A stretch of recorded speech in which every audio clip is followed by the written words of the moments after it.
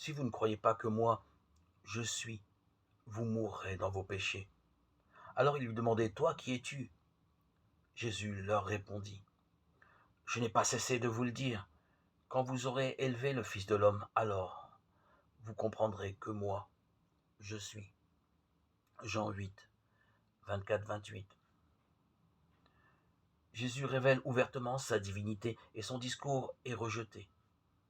C'est en effet la prétention de Jésus à être le Fils de Dieu qui l'a conduit à la mort. Le salut que Dieu promet passe par l'accueil ou le refus de ce point central de l'Évangile.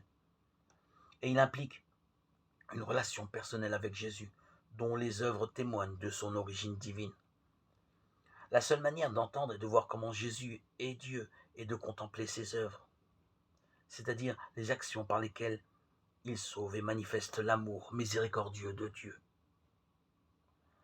Ce texte, Jean 8, 25-28, nous rappelle que la foi chrétienne repose sur la relation à Jésus, ce qui signifie que le christianisme n'est pas une liste de préceptes à suivre ou de rites à respecter. Le christianisme est la relation à une personne. Il s'agit de croire à ce mouvement de Dieu vers moi, en Jésus, Fils de Dieu, et son égal en qui est ouverte la fontaine de la miséricorde. Et comme tout amour s'exprime dans le sacrifice, cette miséricorde coûte à Dieu son élévation, c'est-à-dire la mort du Fils sur la croix.